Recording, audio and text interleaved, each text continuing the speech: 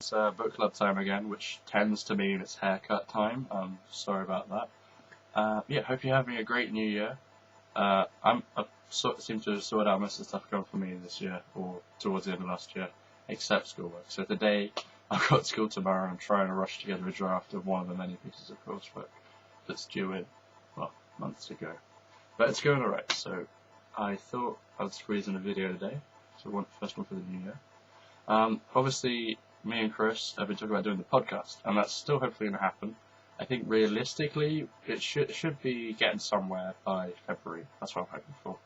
But I still haven't seen Chris in a while. But I have got my motorbike license now, so we should be up easy. Yay!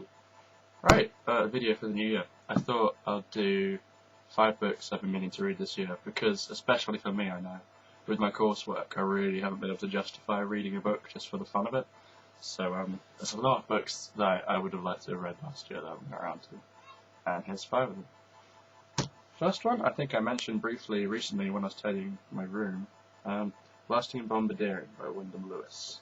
This is kind of an autobiography of a bit of an obscure character, a really interesting one, who was an artist in I'm not quite sure when, the 20s, I think. This vorticism movement. It's really interesting. Just, real character. This kind of accounts his war stories and the weirdo stuff he did as an artist, which is all really interesting if I remember correctly. And I think I specifically wanted this copy because I think he's a cool looking guy. And this book's extra cool. Not sure when it's published. Secondly, another book that I've started in the past and then kind of tailed off. Jack Kerouac, Wake Up. I think I bought this for myself for my birthday once. Jack Kerouac, well, I've read On the Road twice, as you know, if you watch the videos. We've done a review on the road if you're interested. This basically appeals to two of my interests. One is Jack Kerouac. I've been meaning to read another book of his, maybe Big Souls, another one on Maggie Cassidy. But this one is obviously it's a biography. I found in the biography section when I first discovered it of the Buddha. I don't want to call myself Buddhist, but I definitely take a lot from Buddhism, and I really find really good stuff to really know about. And if Jack Kerouac's telling me, all the better. So I'm really looking forward to that. I think it will serve me well. Thirdly, one of the big ones that is from the must-read books that I also did start. There's a bit of a story behind that. My mate was planning on doing like a film adaptation of it, and I was like, I'll read it really quickly so we can make a film of it. Seems ridiculously far-fetched, but we all have to have dreams. Crime and Punishment, Dostoevsky. What can I say? Like I said, I've read quite a bit of him before. Everything I've read by Dostoevsky I love, and I really want to finish more of his books so I can safely be a fan. I know it's amazing. I just need to get around to reading all the pages. Dust this one off a bit. I bought this recently, and this is more likely to get read because it's a graphic novel. It's Lost at Sea by Brian Lee O'Malley. If the name sounds familiar, it's probably from Scott Pilgrim. I'm a big Scott Pilgrim fan, and I can't wait to see the film again. That's just around DVD. I'll also say, if you're interested in Scott Pilgrim, but think you're not really sure if it'd be good, definitely check it out because I think it'll be better than you expect. I think it's an absolutely fantastic series, really funny, lots of depth, and just really, it's like hanging out with mates. That's why I want to go back and reread them and be like, oh, you guys, pretty nerdy, that's the truth.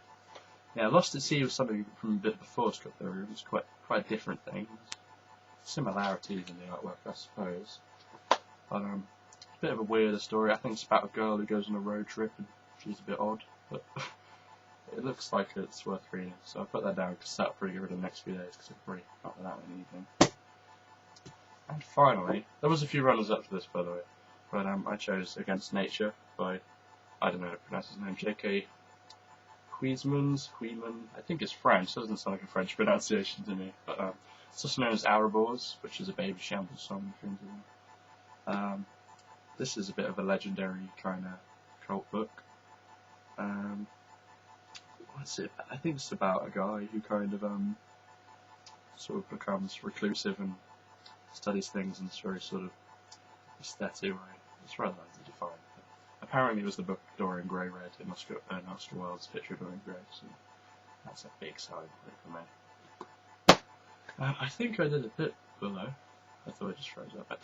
Funnily enough, I think I did a bit better at not just staring at the picture of me being vain. So, hope you enjoyed that, and I'd really like to hear your top 5 books you'd like to read this year. And we don't get a lot of comments, but the comments we do get are absolutely fantastic, so please keep them up. Subscribe, rate, and stay tuned for our podcast, because hopefully that'll happen in the next month or two. Thank you very much. See you later.